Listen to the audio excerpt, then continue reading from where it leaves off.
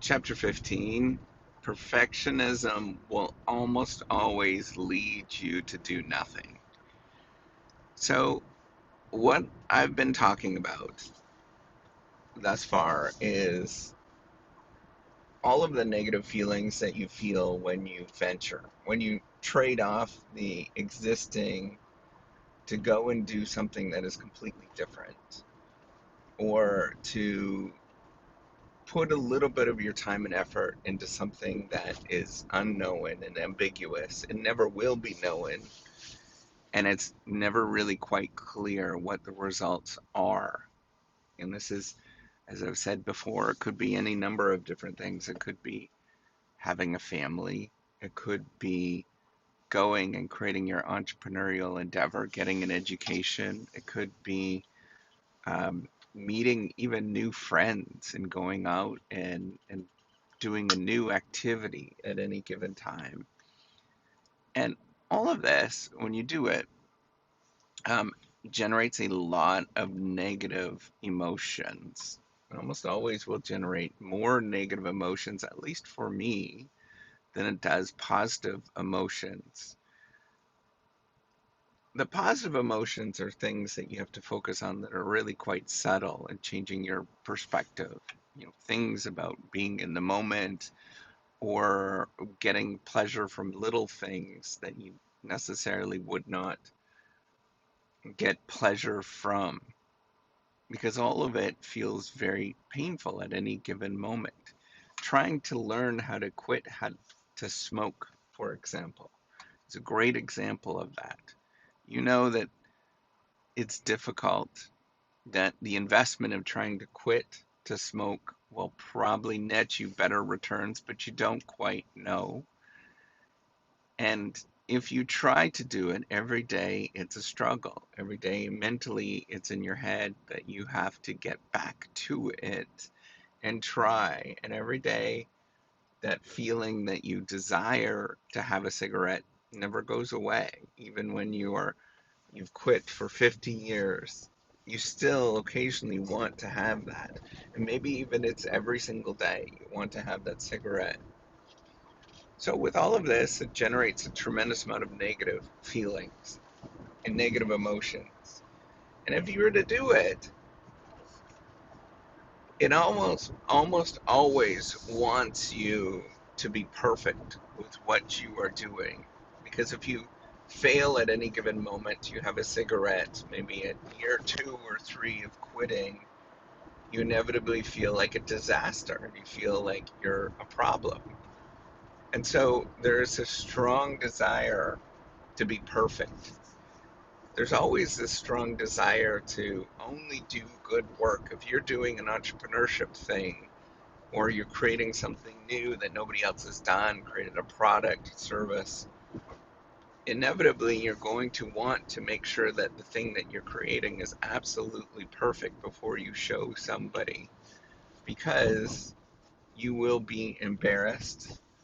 You will have negative emotions in terms of creating it, and then when you show somebody, they will likely discount what you're doing. Of all chances, it will be highly discounted or ignored. So, all of this, when you go through it, you want to be perfect because you want to minimize all of those negative reactions. And when you do that, when you want it to be perfect and everything sort of set in your mind to how it should be, what ends up happening is that you spend more time making sure that things are correct than you necessarily should. And this is where a lot of people talk about the Pareto principle, for example, where people end up spending 80% of the effort on 20% of the gain. And this is very tempting to do that. At least for me, when, for example, of making this book and writing this book and creating this book, every moment I think this is not good enough to write. This is not good enough to talk about. This is not good enough to get my voice out. Who am I to do any of this stuff? I'm such a buffoon. my last book, I talked about feeling like a bumbling idiot, or, a bumbling fool, where nothing feels right. You never feel like you should be doing this. You're that one expert, or you're that one person that should ever communicate this. And why should you be that person? I'm not good enough. I never have seen that. And I think, like, that's somewhat healthy to think like that. If you were to think that you were perfect and good all the time, that is signs of something else that's going on in your brain that is far more difficult to correct. Um, with all of this, though, is that there's this strong desire to produce the perfect thing. And what you'll know, first of all, that will prevent you deeply from ever doing anything. Most people quit. Most people will never do something. I want you to look at the statistics, the number of people that have actually did Duolingo. It's a great indicator because Duolingo is so widely used and everybody knows about it. So many people know about it, but extraordinarily few people will ever continue on past even a few weeks because it's so very difficult to do. And then they rewrite the history in their brain of what it actually meant to keep doing something. Inevitably, if you ask somebody, they will say that they're deeply committed to something, and they don't want to quit, and they are perfect at it. But when you actually see what their behaviors are and what they actually do, you realize that that is far from the truth. That they are often very upset. They're often very uncertain, and they want to quit almost all of the time. They're miserable throughout the process of doing that particular thing. So, because of this, those negative emotions that you inevitably feel and you go through, it's very easy to feel like you have to have everything right. And if you don't have everything right, then you shouldn't do it at all. So almost all people will not even begin. They won't even contemplate it because they think that they're not good enough, that they think that they are the problem. Why should they ever be that person to stand up and have a voice or to do that particular project? They're not good enough. And then even when they do it, they will quit very shortly, within a matter of a few weeks, because they realize that it's much more difficult than they thought it was going to be.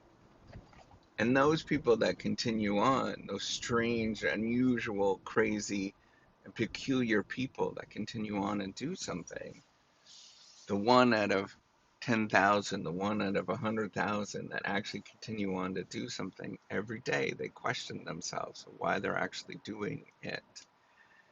And when you do that, you don't want to actually disappoint other people. You don't want to be that person that continues to do something that looks strange to other people. You don't want to do any of those activities, and you want to impress as much as you can. So what you end up doing is underproducing or underdoing the effort, because it's all scary, it's all negative, it doesn't feel good. And then on top of it, you overcommit to actually making it perfect. And we have all of these strange desires that you look at. If you were to read, if you go into popular press and self-help, you'll see either A, getting the motivation to get going and doing something, a lot of motivational stuff, or B, how to combat perfectionism or dealing with perfectionism, something along those lines. So the only thing that I know that works, at least for me, is to get in the habit of getting through all of this. You're never going to get that feeling away, by the way. nothing, it's never going to disappear. I feel like that, even though I've been doing this for decades now. And I still feel like that. I've been doing the whole reciprocity project, this in the public domain of actually making a software platform. Every day I feel like quitting. Every day I feel like this is not working out. Why am I actually doing this? Every day when I talk and I'm open about all of these experiences, I think, people are making fun of me in my head. All of those emotions, all those things are very, very clear to me. But the only way that I can get over it is to every day do something and then remind myself when I do it that it's okay to actually do it. That I am silly and goofy and this doesn't matter that much.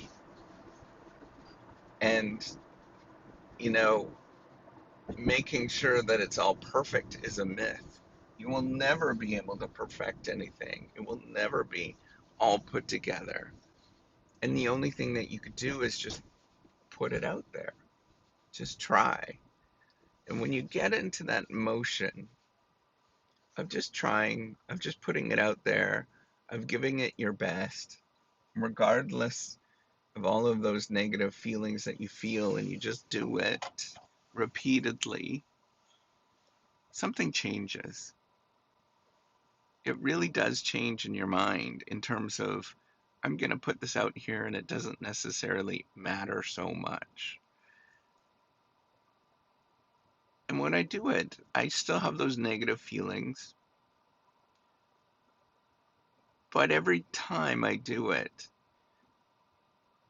it feels a little less scary, not as daunting.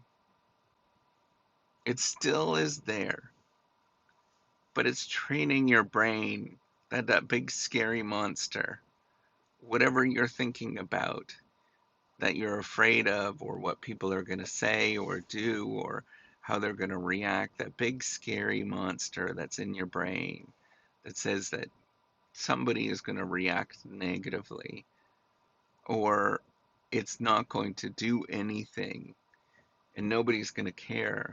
That big scary monster gets a little smaller. Now, it's still very big in my mind, but if you were to look at me when I was 5 or 10 years old, I was terrified to speak publicly. I still am terrified, but it's a little smaller. And it's only through repetition. That's it. The secret is just repetition, that you realize that your voice does matter. What you're doing actually is important.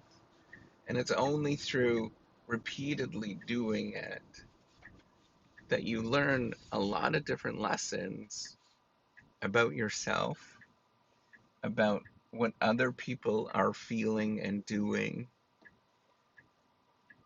One of the biggest lessons that I've learned is to discount what people say and look at what they're doing and feeling.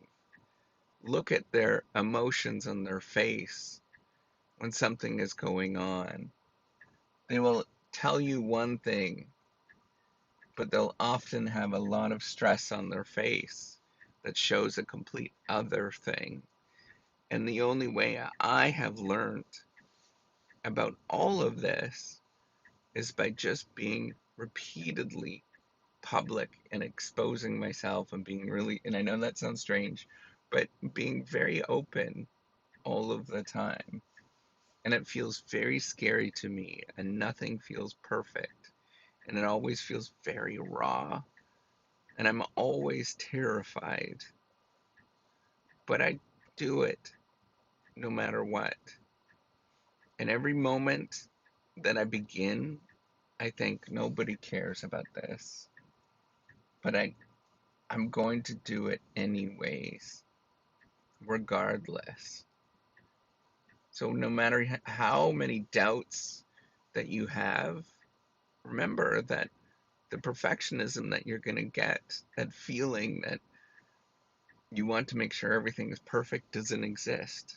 It's ambiguous. And that's the thing with venturing. It will never exist. There is no perfect. There is no alternative that is going to be sharply shown to you. There's not going to be an outcome that is going to be clear. But it's your job to get back up and try again and repeatedly do that. With my kids, I know that most times I'm probably going to screw up being a parent, but I'm going to get back up and try again and be there and go through all of the motions as many times as I possibly can. That's it. All right. Take care. Have a wonderful day.